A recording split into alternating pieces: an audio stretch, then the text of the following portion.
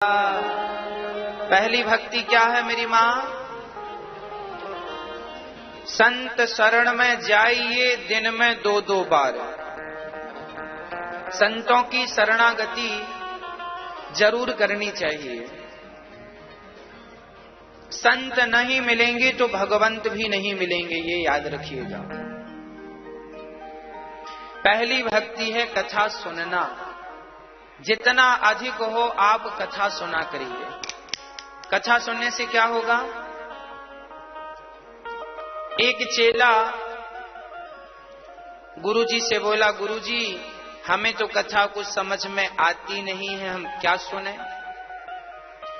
तो गुरुजी बोले, गुरुजी के पास एक टोकनी थी जिससे कोयला उठाते थे। तो कोयला उठाते उठाते वो टोकनी काली पड़ गई। गुरुजी ने कहा, जा इस टोकनी में गंगा जल भर के ला।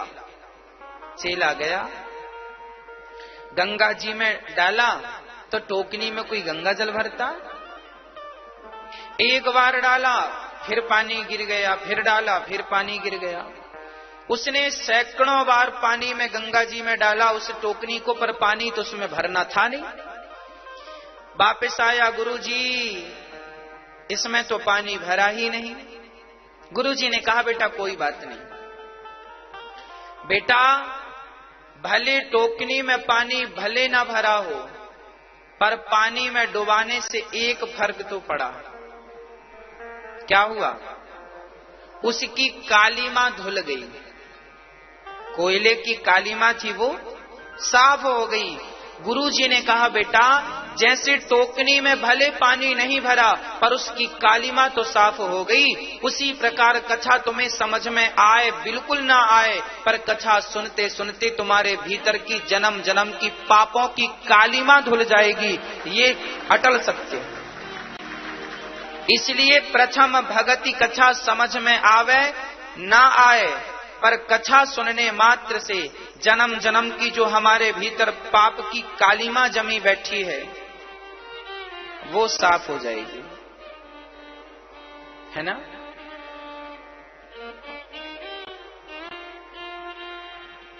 इसलिए सत्संग कभी ना छोड़ो। पहली भक्ति है कथा सुनना, श्रवणम। संतों की संगति करोगे तो सुनने को क्या मिलेगी? कथा ज्यादा ना सही तो एक घड़ी आधी घड़ी आधे की पुनियाद। तुलसी चर्चा राम की हरहि कोटि। बच्चों को ज्यादा ना सही छोड़ी ही, पर कथा सुनवाओ। आपके बच्चे कथा सुनेंगे तो उनके संस्कार बनेंगे, उनका बुढ़ापा सुखमय बीतेगा यदि वो आज से कथा सुन के समझने लग जाएंगे तो, है ना? तो पहली भक्ति क्या है मेरी माँ? मैया जी, ओ मेरी माँ, क्या है पहली भक्ति? कथा को सुनना। अच्छा, दूसरी भक्ति क्या है? प्रथम भगति संतन कर संगा, दूसर रति मम कथा प्रसंग।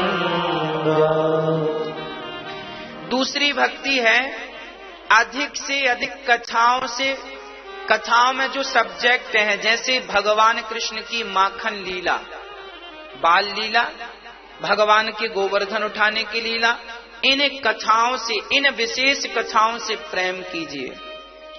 जब भी कथा सुनो तो कथा केवल सुनो ना, उस कथा के प्रति प्रेम हो, और जो जो हम कहते जाएं कथा में वो आपकी आंखों के सामने आता जाए, वो पिक्चर चलती जाए।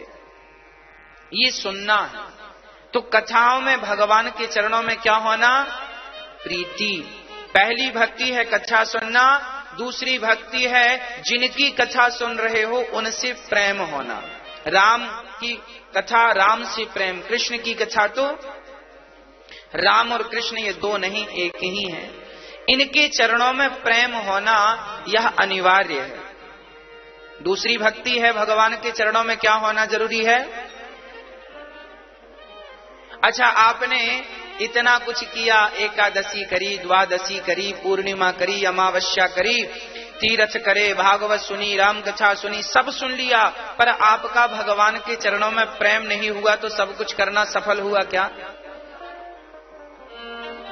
हाँ मेरी माँ, हमारा व्रत अनुष्ठान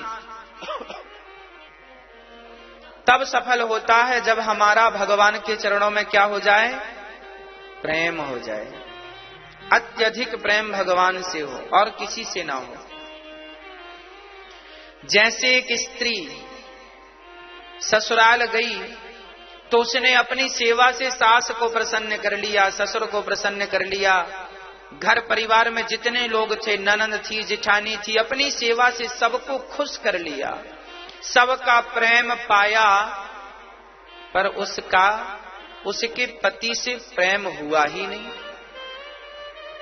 बाकी सबसे प्रेम करती है वो, सास से बड़ा प्रेम करती है, ससुर से प्रेम करती है, ननंद से, जेठानी से, बच्चों से प्रेम करती है, वहां जितने बच्चे थे, पर अपने पति से प्रेम नहीं किया। अब बताओ, एक स्त्री अपने पति से प्रेम नहीं करती, बाकी सबसे प्रेम करती है, तो उसका सबसे प्रेम करना सफल हुआ? बेकार है कि नहीं? क्यों बेकार है? क्योंकि जिससे होना था उससे तो हुआ नहीं, बाकी सबसे है। हमारी भी हालत कुछ ऐसी ही है। हमारी हालत ऐसी है कि जिस परमात्मा से प्रेम होना चाहिए था, हमारा उससे ना होकर बाकी सबसे प्रेम है। बाकी किससे नहीं है बताओ? आपका प्रेम सबसे है, पड़ोसन से प्रेम है,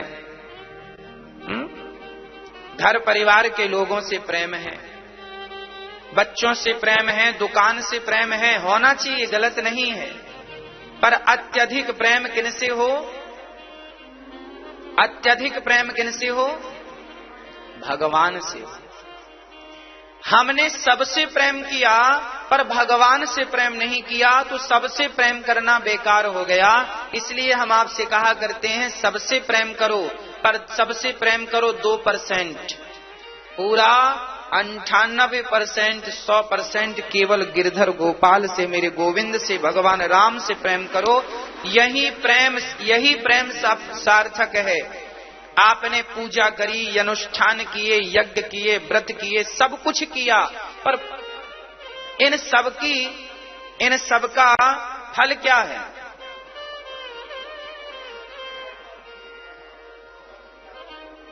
इन सब का फल केवल भगवान की प्राप्ति है ना? क्या हुआ? अच्छा, आपकी माता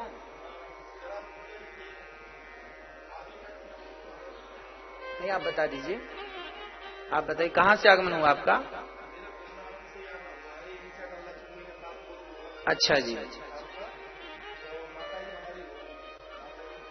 अच्छा, हाँ हाँ, मैं आज ही आई हूँ। दुर्भाग्यपूर्ण इन्हीं का बेटा हूँ। अच्छा अच्छा, कह रहे थे कि आपके बड़े बेटा सेवा करते हैं कि नहीं करते? हाँ, तो माता जी ने कहा कि नहीं करता है। हाँ, तो हमें तो ये भी नहीं मालूम है कि ये आ गई है यहाँ पे। अच्छा, ये कहा, हमने फोन करवाया था अपनी जी बिटिया से, हाँ, अम्मा कहाँ गई है?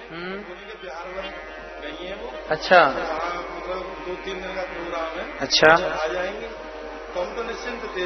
चलिए, तो आप अब कौन सी सेवा है? हाँ, हम पे कौन सी सेवा? कोई बात नहीं, देखिए सुनिए, ठीक है, वंचित है, कोई बात नहीं। आप अपनी, वंचित है तो उसे बताएं। देखिए, आप अपनी माँ की सेवा करो, इतना प्रसन्न करो अपनी माँ को, इतना प्रसन्न करो अपनी माँ को कि वो हमेशा आपको छोड़ना ही ना चाहे, है ना?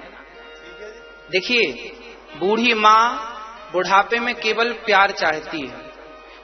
जब मैं भी बुढ़ा हो जाऊंगा, आप भी, सुनिए ना, रुक जाइए तिवारी जी, रुको। जब आप भी बुजुर्ग होंगे, हम भी बुजुर्ग होंगे, तो हम अपने बच्चों से क्या चाहेंगे? क्या चाहेंगे? प्यार चाहेंगे। देखिए, ये जो माँ है ना आपकी, वो आपकी नहीं, मेरी भी माँ है। इस भाव से यहाँ हमने सब माँओं को रखा है कि चलो, यदि किसी कारणवश एक बेटे ने सेवा नहीं किया तो दूसरा बेटा भी है ना? आप यदि सेवा करें तो कोई दिक्कत नहीं है, माँ तो आपकी ही है, आप ले जाइए, अपनी माँ की सेवा करिए, कोई बात नहीं। आप अपनी माँ को ले जाइए, और उनके चरण धोकर उनका चरणामृत पीजिए, उनके चरणों की धूल माथे पे रखिए। संसार का हर सुख दोबारा मिल सकता है, पर मां दोबारा नहीं मिल सकती। मैं केवल अपनी मां से प्यार करता हूं, जो बन पड़ता है वो सेवा करता हूं।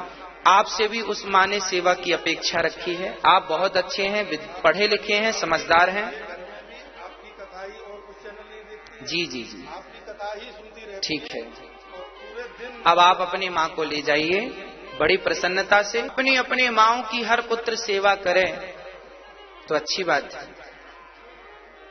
आप सबको बहुत आशीर्वाद है आपको, आप सुखी रहें और अपनी मां की खूब मन लगा के सेवा करें। मां को यहाँ पे दास अनिरुद्ध केवल मां को प्यार देता है।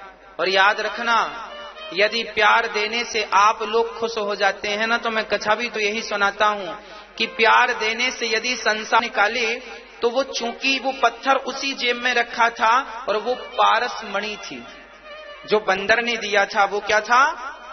पारस मणि थी। और उन्होंने जब सरौतियां निकाली तो वो सरौता जो था सोने का हो गया। अब इन्होंने देखा भगवान ये सोना अब बहुत ढूंढा पर कहां मिलने को रहा, है ना। अच्छा, पारस मणि क्या होती है? उस बंदर ने, वो कोई सामान्य बंदर नहीं, अरे हम तो ये कहें कि सामान्य बंदर है। चलो, आप जब किसी की मदद करते हैं ना, तो जाने अनजाने में विधाता आप सबको पारस मणि दे देते हैं। उसे पारस मणि दी क्योंकि उन्होंने एक बंदर की मदद की। पारस मणि थी, ढूंढा, बाद में मिली नहीं। ये चर्चा बड़ी हाईलाइट हुई कि भाई सेवा का ये परिणाम है। उसी प्रकार जैसे उसके जेब में पारस मणि थी पर पत्थर समझ के उसने फेंक दी, उसी प्रकार तुम्हारी माँ, तुम्हारे पिता पारस मणि है पर तुमने उन्हें भी पत्थर समझ के फेंक दिया। यही तो दुर्भाग्य। माँ बाप ही तो पारस मणि है, और क्या भगवान कहाँ है? क्या बिहारी जी के मंदिर में भगवान मिल जाएंगे? तुम्हारी माँ में भगवान नहीं मिलेंगे क्या? जो पारस मणि है उसे तो तुमने देखा ही नहीं। अपनी अपनी पारस मणियों को पहचानिए। कोई संत, कोई भक्त यदि ये पुष्प उठाकर दे देना आपको, तो यह पुष्प ही पारस मणि बन। पारस मणि कोई होती नहीं है, एक पत्थर ही होता है सामान्य सा। पर वो जब गुरुजनों के हाथ से, जब आपने से बगीचे से तोड़ा था तब ये फूल था, पर अब भागवत जी में चढ़ने के बाद जब मैंने आपको वापस किया तो ये पुष्प नहीं रहा, ये प्रसाद बन गया। मिठाई तब तक मिठाई होती है जब तक वो आपके हाथ में होती है। जब भगवान को समर्पित हो जाती है तो वो मिठाई प्रसाद बन जाती है। ऐसे कोई भी पत्थर उठाकर कोई संत जन अपने हाथ से प्रदान कर दे, वो पत्थर ही पारस मणि बन जाता है। इसलिए कोई पत्थर आजकल पारस मणियां नहीं है, क्योंकि पहले लोग सेवा करते थे, सेवा करने से ऋषि मुनि प्रसन्न होकर एक पत्थर ही उठाकर दे देते थे, वही उसकी पारस मणि हुआ करती थी। वो जिस पर घिस देता था वो सोना हो जाता था। माँ बाप ही पारस होते हैं, जिसको आशीर्वाद दे देना वो बेटा सोना हो जाता है। गुरु पारस होते हैं, जिसके सिर पर कृपा का हाथ रख दिया वो चेला सोना हो जाता है। आप पहचानते ही नहीं लोग, तो हम क्या करें। तीसरी भक्ति है मेरी मां, गुरुपद पंकज सेवा, तीसरी भगति अमान, चौथी भगति गुण गण करहि कपट तजिगान। भगवान का गुणगान करना चौथी भक्ति है। भगवान का गुणगान करना चौथी भक्ति। भगवान की कथा सुनाना, पहले तो कथा सुनो, फिर अपने पड़ोसियों को, रिश्तेदारों को, आसपास के लोगों को, बच्चों को कथा सुनाओ। कथा सुनाने से क्या होगा? बच्चों को कथा सुनने के संस्कार बनेंगे और आपकी भी वाणी, आपका घर शुद्ध होगा कथा सुनाने से। जब भी बैठो तो पंचायत ना किया करो पड़ोसी पड़ोसन, क्या करना हमारा पड़ोसी कैसा है, क्या करना हमारा वो व्यक्ति। अरे आप अपने से मतलब रखा करो, निंदा चुगली में समय ना गवाया करो। जो समय व्यर्थ की बातों में चला गया वो समय भगवान के भजन में भी तो जा सकता था, भगवान की स्मृति स्मरण में भी तो जा सकता था। तो क्या हमें करना क्या है कि पड़ोसी कैसा है, क्या करना हमें। आप अपना कैसे हो ये देखो। हम ही कोई कम बुरे हैं कि हम दूसरों की बुराइयां बताएं, हम ही बुरे हैं। हम क्या कहें कि ये आदमी बुरा है, हम क्या कहें कि ये स्त्री बुरी है, अरे हम ही बुरे हैं। बुरा जो देखन मैं चला बुरा ना मिलिया कोई, जो दिल खोजा आपनो हमसे बुरा ना। हम ही बुरे हैं, हम क्या कहें कि आप बुरे हैं, हम किस जिह्वा से कहें कि आप बुरे हैं, हम ही बुरे हैं। हमारी बुराइयां खत्म हो जाएं तो हम आपकी बुराइयां देखें कि आप में बुराइयां। लोगों का, कुछ लोगों का काम ही होता है लोगों की बुराइयां देखना। क्यों? जितना समय तुमने दूसरों के पांव पकड़ के खींचने में लगाया है उतना समय अपने आप को सफल बनाने में लगाया होता तो आज तुम सफल व्यक्ति होते, सफल पुरुष, सफल स्त्री होते। अपने आप को सफल बनाया नहीं, दूसरे के पांव पकड़ पकड़ के खींचते रहे। आज यही चल रहा है जमाने में। जहां बैठ जाओ तो लोगों की चर्चाएं चलती हैं, वो ऐसा है वो ऐसा। क्या करना तुम्हें, क्यों माथा पच्ची कर रहे हो, फायदा क्या है इससे, तुम पा क्या लोगे इससे। लखपति बन जाओगे बुराई करोगे तो। समय नहीं गवाना चाहिए। शास्त्र कहते हैं कि जब हम किसी की बुराई करते हैं, माना कि हमने फला व्यक्ति की बुराई की, तो उसमें जितने दोष थे, अवगुण थे, वो सारे मेरे भीतर आ जाएंगे क्योंकि मैं उसकी निंदा कर रहा हूं। और मेरे सारे गुण उसके भीतर अपने आप स्वतः चले जाएंगे क्योंकि मैं उसकी आलोचना कर रहा हूं। इसलिए हमें अपना पुण्य किसी को नहीं देना चाहिए। आप अपना पुण्य अपने पास रखो। जब आप किसी की निंदा करते हैं तो आपका सारा पुण्य वो ले लेता है जिसकी आप निंदा कर रहे हैं। ये कथा शास्त्रों की है। एक राजा थे, राजा का मुझे नाम अभी विस्मरण है, शायद राजा नहुस थे, राम के पूर्वज, कंफर्म नहीं है, शायद राजा नहुस थे। 99% तो कंफर्म है, 1% मुझे बहुत दिनों पहले पढ़ा था, विस्मरण हो गया। राजा नहुस बड़े पुण्यात्मा थे। नहुस ये राम जी के पूर्वज हैं, नहीं कृष्ण जी के पूर्वज, भगवान श्री कृष्ण चंद्रवंश के हैं राजा नहुस। नहुस फिर गयाति फिर पुरु, ये नहुस। राजा नहुस ने इतना पुण्य किया था, सुनो पुराणों की चर्चा है। राजा नहुस ने इतना पुण्य किया कि वो साक्षात शरीर के साथ स्वर्ग गए थे। उन मरे नहीं, वो शरीर सहित कहां गए? स्वर्ग। इंद्र को बड़ा बुरा लगा, हे भगवान हमारी तो गद्दी गई। तब इंद्र बड़े चतुर थे। इंद्र ने अपनी सिंहासन पर बिठाया राजा नहुस को और पूछा, आपने कैसे कैसे पुण्य किया? अरे नहुस ने बताया, हमने ये यज्ञ किए, वो यज्ञ किया, इतना दान दिया, इतनी दक्षिणाएं दी, इतनी गाय, इतने ब्राह्मणों की सेवा की, इतना सोना गिनाए। सुनना, जितनी देर में उन्होंने गिनाया, जितना गिना दिया उतना पुण्य उनका नष्ट हो गया। 1 घंटे के भीतर।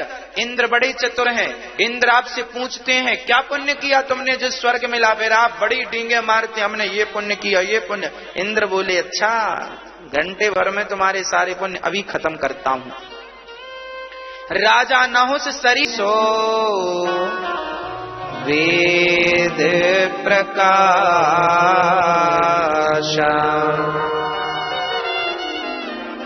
क्या करना है?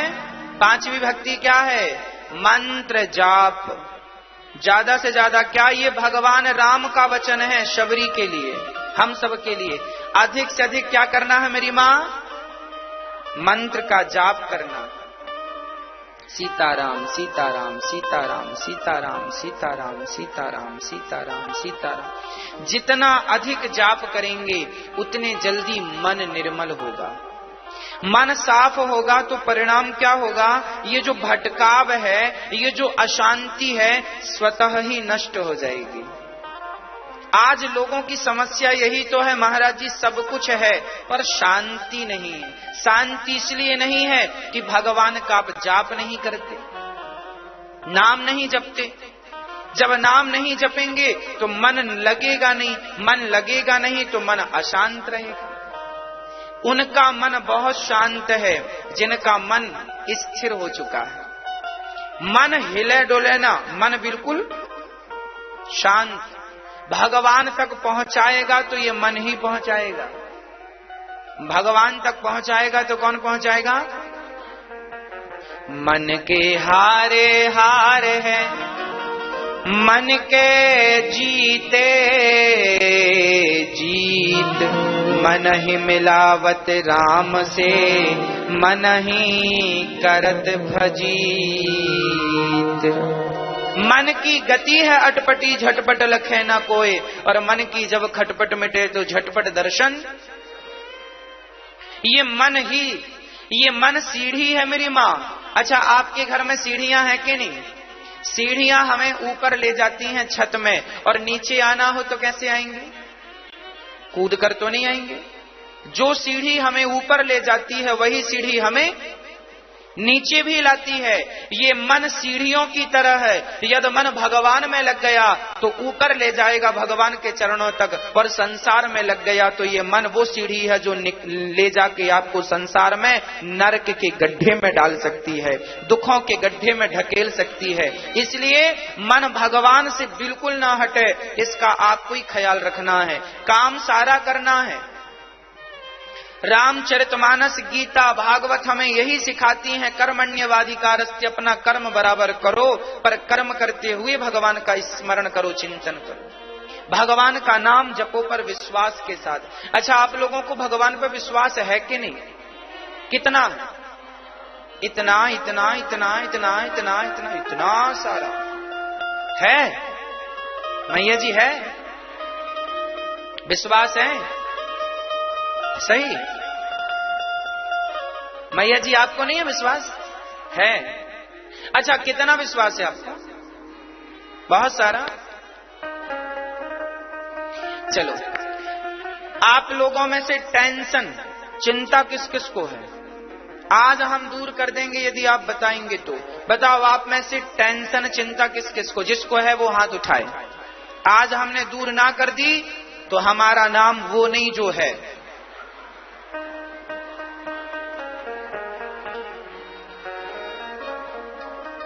तो आज हम आपकी टेंशन दूर करके ही रहेंगे। बस ये बताओ किस किस को टेंशन है? चिंता घर की, परिवार की, बेटी की, बेटा की, फलाना की, ढिमका की, जिसकी चिंता हाथ उठाओ, किस किस को है? जिसको भी टेंशन है, चिंता थोड़ी सी भी, हाथ उठा लो। है? मैया है? चलो अब नीचे करो। देखो, आप लोगों ने अभी कहा कि महाराज जी हमें विश्वास है, और फिर आप ये कह रहे हैं कि हमें टेंशन भी है। अच्छा, ये बताओ मैया जी, अपना गाल फुलाओ ऐसे, सब लोग फुलाओ। मैया, ओ पंचायती मैया, हो गई पंचायत। आज मैया गाल फुलाओ। मैया के दांत ही नहीं, फूल ही नहीं रहा बेचारा, गाल ही नहीं फूल रहा है। फुलाओ ऐसे, गाल फुला के फिर ठहाका लगाओ। अब ये दोनों काम एक साथ करके दिखाओ, गाल भी फूल जाओ, ठहाका भी लग जाए। संभव है? गाल भी फूल जाए और ठहाका भी लग जाए, क्या ये दोनों काम एक समय में संभव है? नहीं ना। जैसे गाल फूलना और ठहाका लगना दोनों काम एक साथ नहीं हो सकता। मैं कहूं तो फिर टेंशन किस बात की? बेटी का विवाह हो जाएगा जब भगवान चाहेंगे। तुम समर्पण कर दो ना, भगवान बेटी आपकी है, विवाह करना ना करना आपकी मर्जी। आप क्यों माथापच्ची कर रहे हैं, क्यों परेशान हो रहे हैं? जिसकी बेटी वो विवाह करेगा। तुमने अपना क्यों मान रखा है? यही तो तुम्हारी और हमारी गलती है। हमने अपना मान रखा है, ये मेरा है। अरे बेटी हमारी नहीं है, बेटी किसकी है? भगवान की। तो प्रभु आपकी है, मैं प्रयास पूरा करूंगा। प्रयास देखो बेटी के विवाह के लिए, इसका अर्थ ये नहीं कि प्रयास ही ना करो। कुछ लोग प्रयास ही नहीं करते, बेटी 40 साल की हो जाती है। प्रयास करो विवाह का, पर प्रयास तो करो, पर प्रसन्न चित्त से, टेंशन के साथ नहीं। अरे बड़ी टेंशन महाराज जी, नींद नहीं आ रही है बेटी का। अरे भाई प्रयास करो, कर्म कर, फल की इच्छा मत कर। विश्वास के साथ निश्चिंत होकर बिना टेंशन के प्रयास करो। बेटी के लिए बेटा अच्छा लड़का ढूंढो, अपने बेटे के लिए बढ़िया बहू ढूंढो, बढ़िया काम करो। फैक्ट्री है तो फैक्ट्री चलाओ, दुकान है दुकान चलाओ, किसान हो किसानी करो। जो भी काम है आपका वो काम बराबर करो, पर बिना टेंशन के, प्रसन्न चित्त। जब भी मैं कोई भजन आपको सुनाता हूं तो मैं अपनी संगीत की टीम से पूछ लेता हूं, भाई साहब ये सही है क्या? मैं कोई भी काम करता हूं पूछ के करता हूं, अपनी टीम से पूछ लेता हूं, अपने बड़ों से पूछ लेता हूं, अपनी माताओं से रोज पूछता हूं, मैया कोई कमी तो नहीं है? पूछ लेने में नुकसान नहीं है। जो बच्चे पूछ पूछ के काम करते हैं वो हमेशा सफल होते हैं, और जो मनमाना करते हैं हमेशा डूबते हैं। इसलिए ये सबक है आपके लिए।